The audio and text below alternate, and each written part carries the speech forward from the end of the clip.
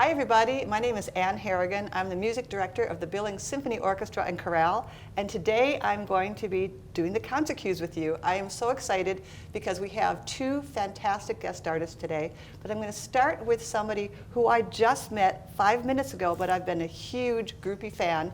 David Cooper, nice to meet you. Hey, nice to meet you too, Anne. Yeah, thank you so much. I can't believe you're here. Yeah, I am very happy to be in Montana. I mean, this is my second time. This is my first day, really, my first full day in Montana. And believe it or not, it's warmer here in Montana than it is in Chicago. That's crazy. Yeah, I know. For February, I mean, Yep. I had to put on some sunscreen today.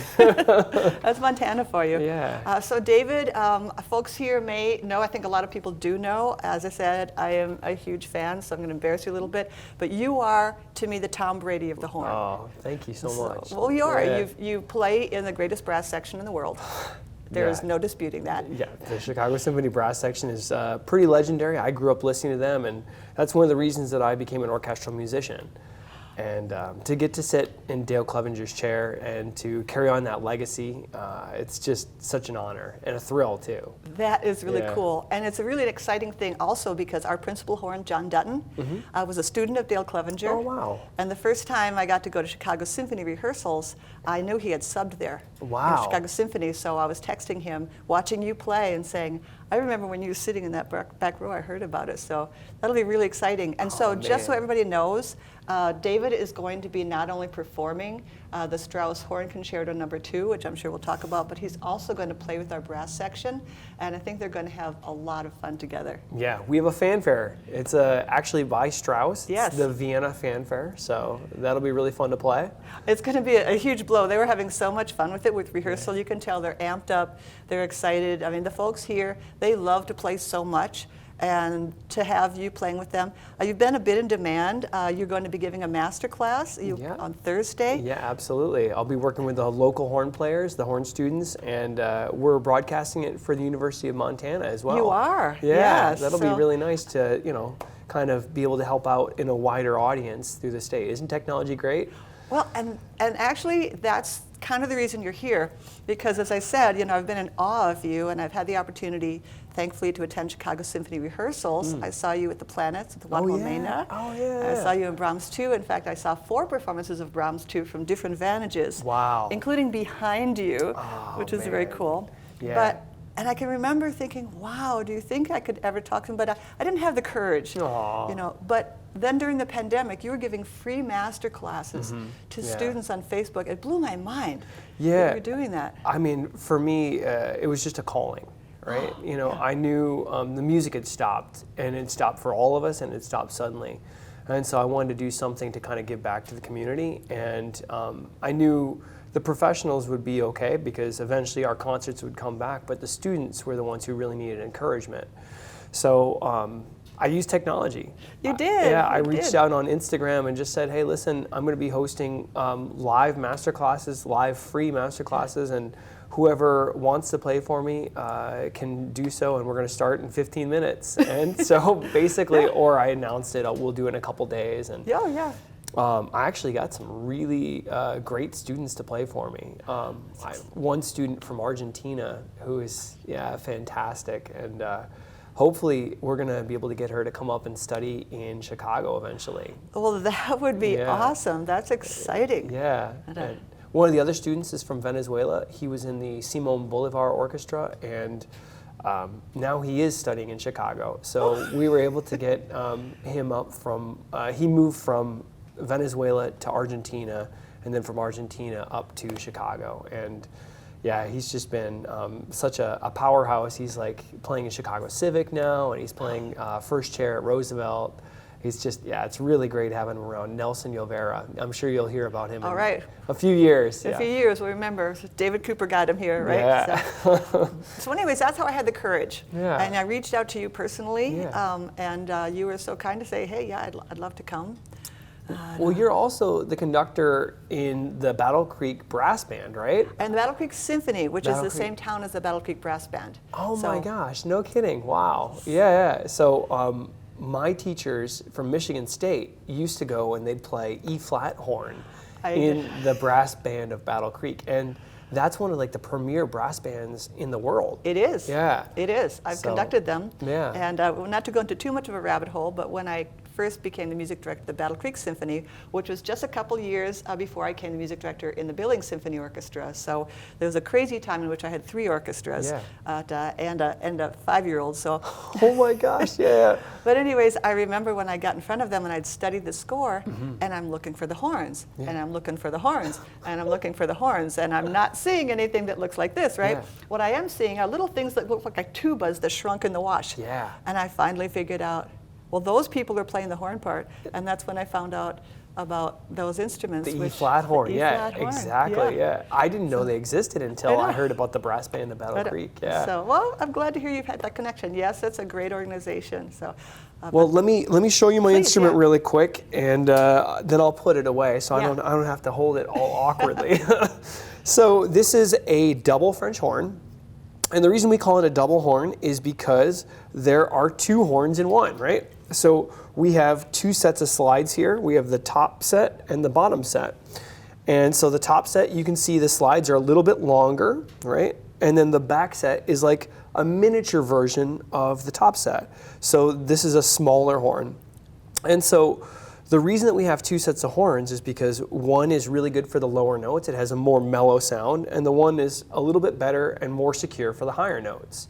So this style of horn was developed in Chicago. It's called the Geyer wrap, and it's a specific design where they wrapped the tubing with the thumb valve, the changing valve between the 2 horns on the bottom. It's really open.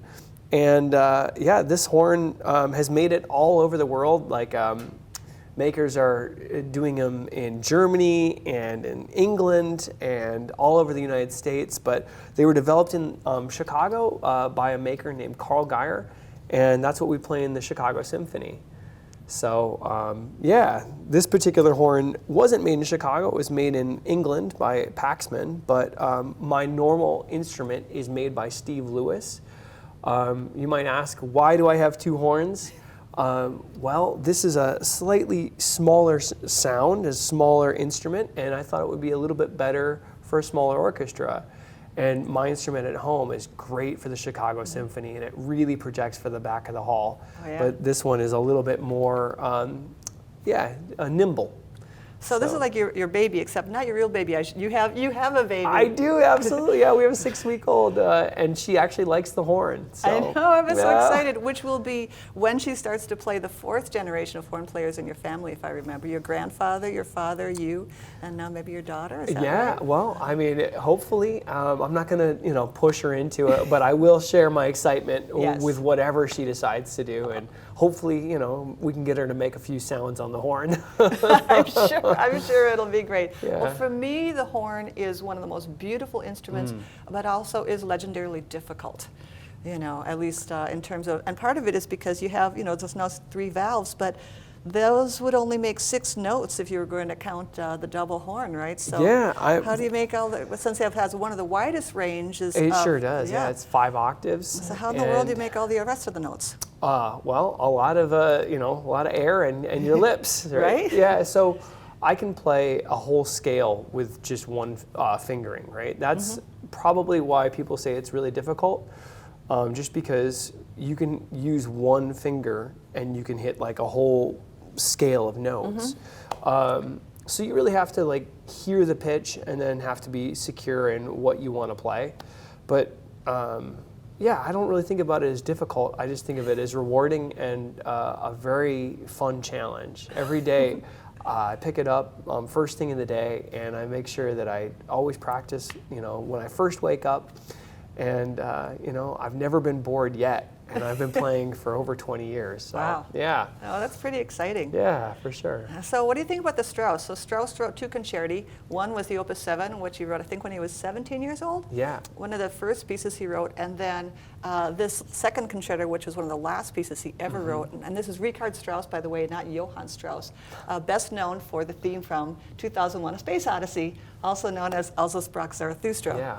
But it's for me, it's such a beautiful, soulful and complex work. Absolutely. And I had it in mind, the very end of it, because I have such passionate horn players in my section, and I wanted to hear the three of you guys playing the fanfare at the end. Oh yeah, isn't that great? Where the horn section just like chimes in, and then it's the three of us, just yeah, da, da, da, da, da, Yeah. da, da, da, da, da, yeah. I'll be ready for that. I mean, the Oh, my adrenaline will gosh. be pumping. But I Yeah. wanted to get your take on a piece that is one of the most famous horn concertos ever written, and what excites you about doing it and not saying to me, I've done that a million times. So. Well, honestly, I'm really glad you chose this work because this is my first opportunity to perform it. I'm so excited. Yeah. Oh, that's fantastic. Yeah, I did the third movement once, like a long time ago, but this is my first time to perform the whole entire work. Usually people want to hear the first concerto, and that's the one that's a little bit more listener friendly and a little bit more approachable. It's young Strauss, and he's ready to take on the world. And then this is older Strauss. He wrote this when he was 78 years old. What? And he wrote it 78? Yeah. I had no idea. Yeah, I mean, and he lived another 7 years. He lived until he was 85, but he wrote this in 1942, and we all know what was going on in Europe in 1942. Right. So, there was a lot of stuff that was on his mind, and especially his daughter-in-law was Jewish, and I know he went to one of the concentration camps to try to get her family out of the big concentration camp, and he was turned away at the gate. But he went into exile in Vienna, and he wrote this concerto. And I think he wrote in memory of my father, or for the memory of my father in the score. And I think that's really cool because his father was a horn player, and his mother, I think in his memoirs, like he says, his mother said that he would cry at the sound of a violin, but he would smile at the sound of a horn as a baby. Great. Yeah. Excellent. So from a very young age, he was tuned into the horn, and then his first concerto was written for his father, which his father deemed unplayable. So we had one of his father's friends, Oscar Franz, premiere it, and then this one was written, kind of with nostalgia. Oh, that's sweet. Yeah, I love to think of it, because the older I get, the more I feel like I can understand, looking back on that youth. I'm still relatively in the middle of my life, hopefully, but this is one of those things that you still have time in the rearview mirror, and I just think of this older Strauss looking back on all these fond memories. He'd written all of his operas, and he'd written all the tone poems, and at this point he said he was just kind of scribbling to keep himself busy, right? It just, and so he didn't have idle hands, but thank God he wrote this piece. Oh, it's gorgeous, absolutely gorgeous. I can't wait.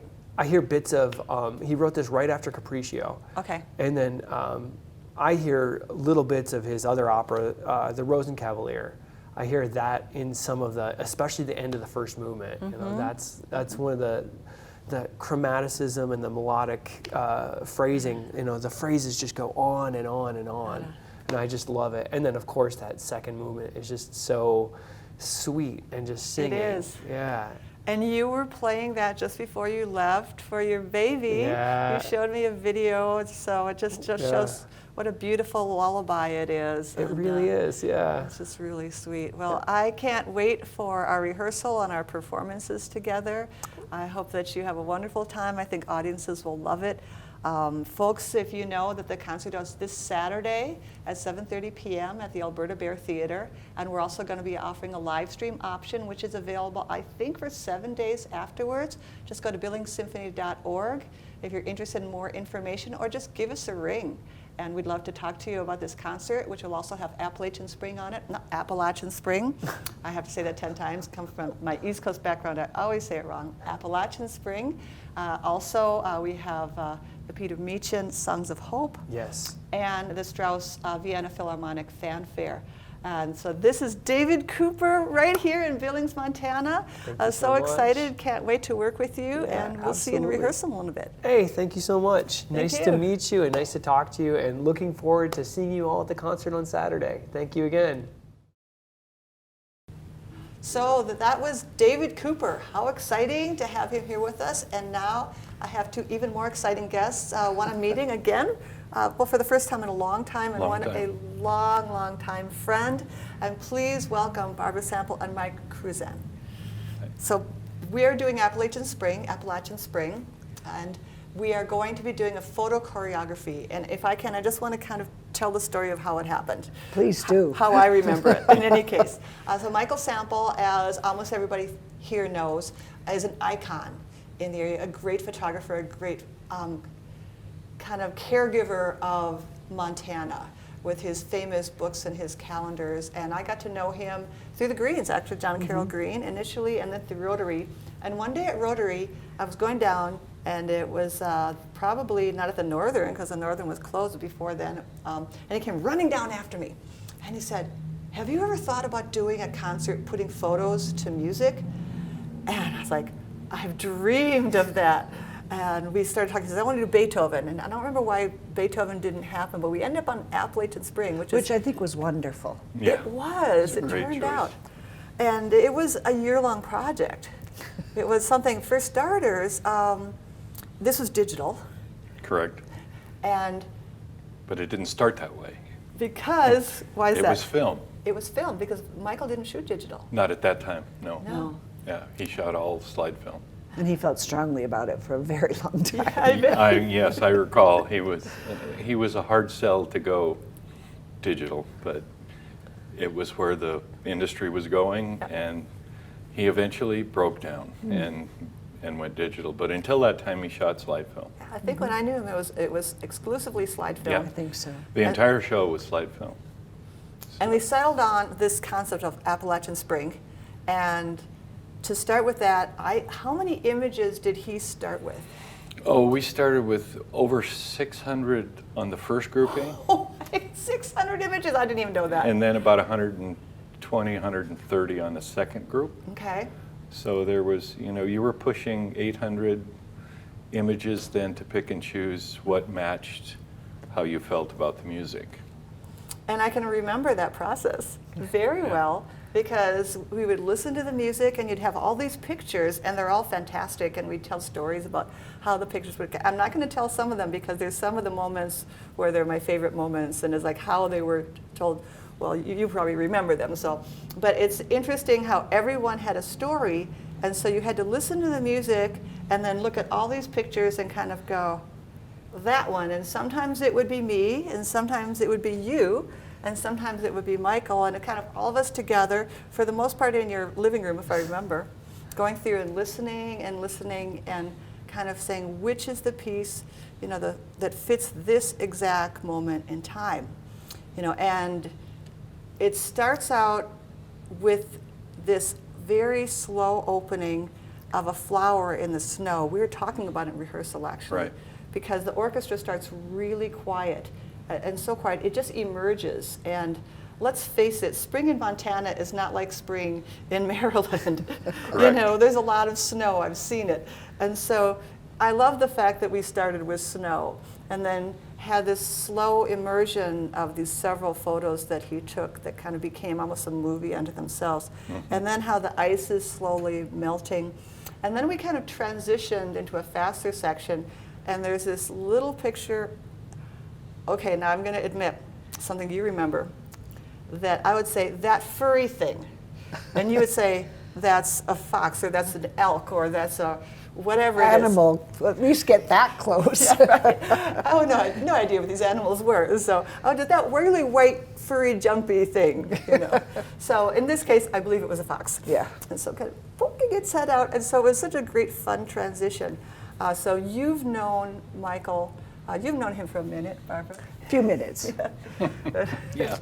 But it sounds like, Mike, you work with Michael also. Probably over 20 years, off and on, for various things. I would scan the slides that he picked for the calendar before he went digital. Then it was just me that would sit with him when he would do a shot, go out and do a shoot at an area, say Mo East or whatever. He'd come back with everything he shot, and we'd sit there after hours and go through which ones, and we would pick the I ones. thought he was having an affair, but it turned out Yeah, it was turned out Mike. me. Yeah, it was just me.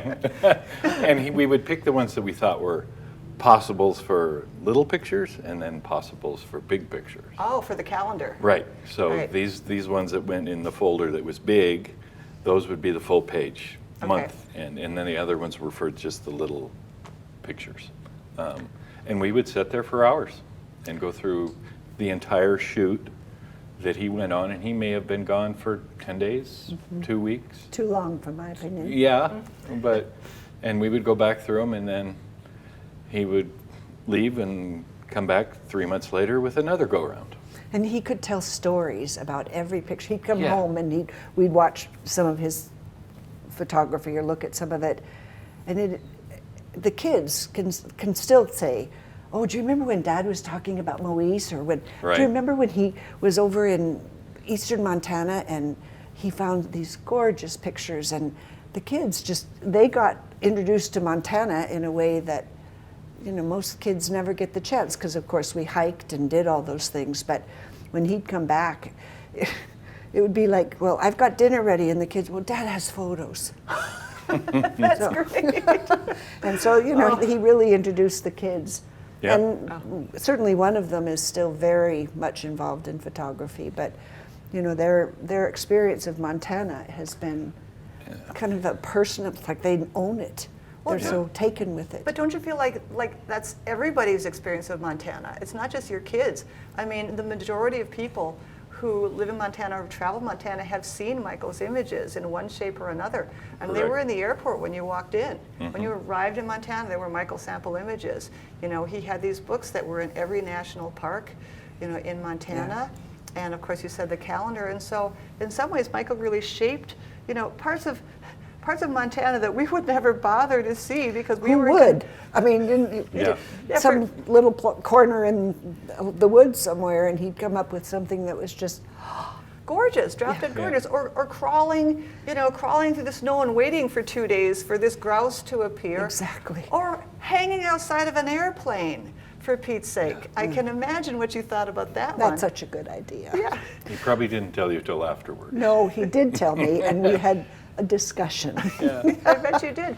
But that was the thing with Michael, the way he shot Montana, and I being born and raised here, and I hiked and traveled, and was his perspective of what he saw, and how sometimes what he shot was the littlest thing that most people, even if they were out taking pictures, they would walk by it. That's right. They were looking for this grand vista shot of the mountains and the snow, and he would take the pictures of a reflection through a flower willow trees starting on the to water. bloom. Yeah. I mean, and those shots were the most, well, The bottle brush. yes.